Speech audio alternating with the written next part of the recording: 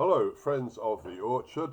Stephen Hayes here, just saying hello, checking in after it's nearly a year since I last posted anything, and I don't always check my social feed from the orchard, but I just from the web, got stuff from the YouTube channel. But I just checked some of it yesterday, and somebody asked if I was still alive. Well, if I was dead, I wouldn't be able to respond to that question, but. Yeah, I'm 70. Well, I'll be 70 in a few months. So I'm getting on. Psalm 90, the years of man's life are 70, or perhaps by reason of strength, 40, and then we fly away. Great psalm. I'd like to have it read at my funeral, but hopefully not for a number of years yet, and I won't be there myself. Only what's left, only the bits left over. But anyhow, yeah, we're still alive. We still have the orchard, and obviously over the years, we've gathered quite a lot of following and people we consider friends of the orchard. And I would like to say this that for everybody who has ever posted to say, "Dear Stephen and Julia, thank you for your videos. Because of them, we have pruned our apple tree right for the first time. Because of the inspiration and the advice you've given, we've planted a small orchard. We've bought some heirloom trees and we've made some cider for the first time or whatever, so thank you." This means more to us than I can say. This means more to us than I can say. We had lots of dreams about the orchard. I've written all about them in an Amazon Kindle e-book called Tales from an English Orchard, which I know some of you will have downloaded. It's $5 or equivalent. So I don't want to go on. I don't want to repeat everything that's in that book. That would make it a very, very long and over the top video. But yeah, just want to say hello. We're still here. We have the orchard. We're managing it very differently. Our life has moved on. So I just wanted to just a very brief personal catch up. And this will be of no interest to people who just accidentally dropped in here, but it may be of some interest to the people, the many of you who have expressed very kind thoughts and words to us, for which we are immeasurably grateful. Yeah, we've been, without going into too much detail, over the last number of years, we've been managing frail elderly relatives. And my father is still alive at 92, and I won't say any more, but that's taken up a lot of our time. We have an adult handicapped daughter, as some people may know, and that is a drag on time. I retired from medical practice November 2023, but I had 5 conferences to take part in last year. 2 of them I was very actively involved in. One was my own conference, which I had been running for 12 years. Skin cancer diagnostics is what I used to do, and I was considered pretty powerful and effective in that field, which if people search deep enough they can discover, but I've no interest in promoting that here at all. I had a conference in Manchester, a 2-day international conference. I was heavily involved in promoting and organising on behalf of overseas experts who were involved in that. So that was a heavy responsibility. There was only 2 days, actually 3 days in Manchester. It was a massive amount of work and anxiety preparing for it. I also had to go to a conference, a multi-day conference in Amsterdam, which was fun. I wasn't participating while I was learning. I was writing it up for a scientific bulletin I write for, and I had to go to Buenos Aires for a major sort of world skin cancer diagnostics conference, in which I was leading a session and doing teaching and hobnobbing and networking, as they say, with my friends. And yeah, we did eat a lot of steak and we did drink quite a lot of Argentine red wine. But all of this took up a lot of last year. I'm getting older. Julia's getting older as well. It's when you stop getting older that's when you've got a problem. As an aside, I worked in skin cancer, and most of my patients were elderly with lots of problems of old age. And some of my patients would say to me, "Oh, doctor, don't get old." And I would occasionally say, if I thought I could get away without causing offence, so what would you like me to do instead of getting old? Okay. Anyhow, yeah, and I can't seem to quite give up the education work. I was invited. It was a great honour to be involved in delivering a major international skin cancer diagnostics conference in Lyon in the south of France. I was asked to be one of the vice presidents of this meeting. That'll be in May 2027, and so that's going to take up a little bit of mental energy. Other stuff I've been doing some online teaching. But say, hey, the orchard, the orchard, the orchard. Yeah, we started dreaming about it. I guess in the mid 1980s, or even the early 1980s, we started to dream about getting a bit of land. We were influenced by John and Sally Seymour's classic book, Practical Guide to Self-Sufficiency. Imagined having perhaps a small holding with bees and soft fruits and preserves and orchards and cider and eggs and all kinds of stuff. I've written about that in the book. Some of that happened, most of it didn't. Life happened, all sorts of things, all the usual things that derail your plans. But the biggest single thing, in many ways, that came out of the orchard was these videos here, because I really was actively interested, really passionately, emotionally interested in the English apple. Of course, apples originated probably in either China or Kazakhstan. We don't know for sure. Pips, apple seeds, were brought on the Silk Route into Europe. Prior to the Roman invasion of Britain, we only had wild crab apples, or our ancestors had crab apples probably, which weren't much good. The Romans introduced a lot better varieties. The Romans knew about grafting. We know there's some St. Paul's letter to the Romans in which he uses the metaphor of olive trees, wild domesticated olives being grafted onto wild olives, or the other way around. So the Romans fully understood about fruit tree grafting.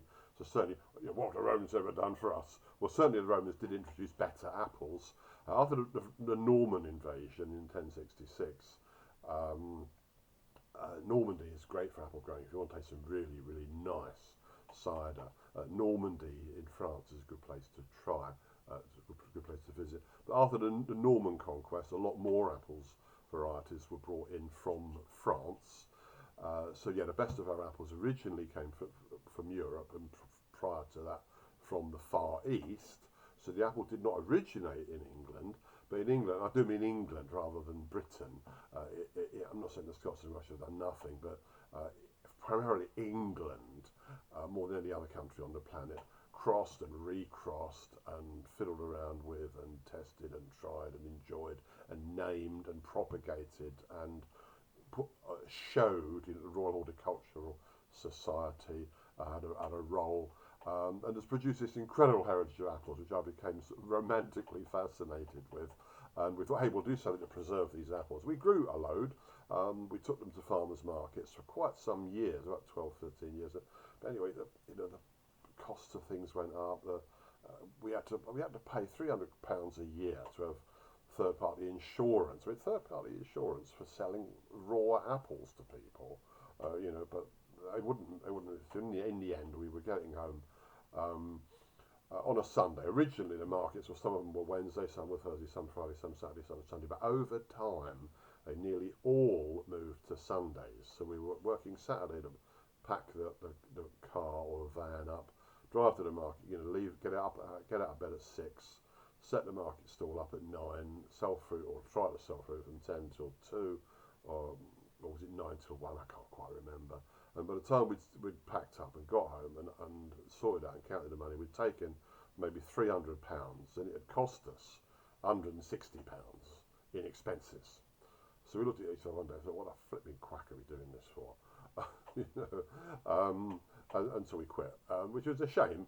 If we had regularly had enough, I mean, if we took a big estate car packed full of apples, if we had sold all of the apples we took every time we went to the market, apples, pears, plums, if we'd sold out every time, we would have consistently earned enough money to have employed somebody to have done the donkey work for us on a Sunday and paid them a fair rate. But as it is, we were losing all of our Sundays from August to nearly Christmas, and to earn a relatively trivial amount of money, which I didn't need, because I had good salary as a doctor. So in the end, we quit the farmers markets, which was a pity.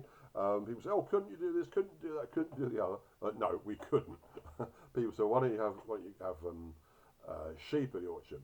Because we'd have to look after them every day, and because we don't live at the orchard, and because they'd eat the trees, and because there's no money in small-scale sheep farming, or even in fairly large-scale sheep farming. There isn't much money, so no, it wouldn't have worked. So we thought, okay, we'll quit that. But okay, should we sell the orchard? Well, if we sell it, a rich man will buy it, bulldoze and burn all the trees, put some stables up for his horses, and eventually, one way or another, swing permission for a nice little mansion to be built out there, which we couldn't get permission to build a tiny little farmhouse in the times when we wanted to do that. But now that we're older and getting older still, that really wouldn't work for us at all. Oh, 3 years getting longer than I thought, but anyway, you always turn it off, not to worry. So we thought, well, there is nothing that we could buy with the money that we would get from selling this orchard which would make us happier than continuing to own it. So Julio's an art studio out there. I have a writer's cabin, although I don't do so much writing. I sit there and I've got a really nice comfy reclining chair, and I've got a bottle of bourbon down the side of it, and some cider around, and about 300-400 books, and a couple of guitars. Oh, we had a break-in a little while ago. It was a bit of a bore. And we always knew that stuff might get stolen. I mean, there's no security on the place, so I always leave. I lock the door of my writer's cabin, but I leave the key in the lock. So if someone comes out there to steal my stuff, I'd rather they just stole my stuff and didn't smash the windows or the door down. Okay, so I was out there one day, and one of these sit-on drums that somebody gave me as a leaving present had been moved. I thought, why is that been moved? Anyway, we later discovered a chainsaw and some cans of petrol and a small generator and a few other stuff had been sold. But the main thing I've got of value out there is books, and of course thieves don't read, being pretty thick, and there's no money to be made from selling books really these days. So, and thankfully they didn't steal my guitar out there. I can have a nice acoustic guitar out there, but I didn't pay a lot for it, and it wouldn't break my heart if it was lost and stolen. But anyway, so that was a bit of a bore. We thought, well, no, we've had a house broken into in the past. What are you going to do? As the Lord Jesus said, do not lay up your treasure on earth where thieves break in and steal and moth and rust consume, but lay up your treasure in heaven. Anyhow, I won't pursue that subject particularly, but anyway, so I sit in my log cabin, which was designed facing the sun, so you get maximum amount of sun. So a lot of the time, sit there and watch sun in the sky, sun go down. I'll play the guitar, look out the window, and do some reading. I do a bit of writing out there now and then. I've got a number of books I want to finish writing. I'm off to France for a week in a couple of weeks, and try and get a bit more work done on a French novel, a novel about the wars of religion in France, which I'm hopefully going to write, a Romeo and Juliet style historical romance kind of thing. Anyway, it's taken us a long way from the orchard. Yeah, we do have people round. We had a group of international students, around about 20 international students, and friends of ours. Wanted to look after these people and do something nice for them during half term. So they had a little walk around and a picnic and everything. We get our supply of wood there from. We bought it was 9 acres. We never wanted 9 acres, but that was the parcel of land which became available and was affordable. So we planted about half of it up to fruit trees and the other half to woodland. And we're planting more trees now. Red oak, hornbeam, beech, various other. So it's a part of the orchard which is totally surplus to requirements now. We give away as many apples as we can. Some people don't like them because we don't spray them anymore. Spraying the fruit with pesticide. I know that's very controversial. People have strong opinions on it. But one thing that's not an opinion but a hardline fact is that if you are going to sell fruit to the public, if you don't have a reasonably full crop protection chemical spray program, there's going to be spots and maggots on it, and the public will not buy your fruit. If they buy one, take it away, and it's got a maggot in it, they will come back and scream at you and demand their money back and try and get your stall closed down for selling unsanitary fruit. So 100% of all the fruit you buy in the shops, it's been sprayed. Make no mistake about it. It's one of those dirty little secret things where we had these arguments with customers. People on the one hand would say, I don't want any fruit that's been sprayed with chemicals. On the other hand, they say, I don't want any fruit that's got any spots in it or that might have a maggot in it. Well, I'm sorry, it's one or the other as a rule. But hey, I'm getting a bit controversial here. I've written about this in my book. Anyway, so that's just a little bit to say, yeah, we're still alive, we're getting older, we've had lots of other things to do. We've kept the orchard going, but it's in a state of very gentle neglect. I mean, for example, we forgot the service, we forgot to have the mower, the ride on mower serviced over the winter, and now everyone gets their mower serviced um, in the spring. Because they try and start it up and it won't start, so they call the company and they've got a long queue. So the grass is about a foot high everywhere now, which is a little bit untidy. But you know, we haven't got the mower, we can't get it serviced. I'm not going out and buy a new one. So anyway, yeah. So I'll put up a few more videos from the orchard now and then. But I just wanted to reassure people we're still alive. We're older. The orchard is a less important part of our life. We're both involved in a lot of other things. Most of the fruit falls to the ground and is consumed by birds and butterflies and mice probably, which the owls and the buzzards like to eat. I haven't seen a snake for a while, but then there are so many red kites now, and they probably predate on snakes, etc. So anyway, life's been complicated, life's been rich. I haven't posted much of the orchard because I've posted about 500 videos. I haven't got anything to say about pruning or grafting that I haven't already posted about, so I'm not going to go on posting for the sake of it. YouTube doesn't pay me any money for these videos. I don't know why. They used to, but then they said, oh, you've got to change your bank details, and so I went in, tried to get in. I tried repeatedly. I tried many times. I tried contacting. I tried the online helpline. I could not get back into my account by any means whatsoever to change the details. So at some stage, I think they owed me $4,000, but I've given up any hope of ever seeing that money because they simply don't respond to any of my attempts to contact them. But big deal, I never intended to try and make any money out of this. Anyway, so that's about all I've got to say at this present time. So happy Monday, everybody. I've got to do some tidying in my shed now because we're hopefully moving house in the near future. Not far away. We're about 3 miles from the orchard. Here we're moving 3 miles away for various reasons which don't concern folks here, and we'll be living at the same distance from the orchard, which we will continue to maintain. Well, if anyone's just dropped in here by accident, you're probably bored of tears by now if you're still watching. But for those of you who we know love us and love our orchard and have learned to, we say, I'll raise a cup of coffee in my Hobbit cup. Kind regards to you, and we wish you and your orchards well.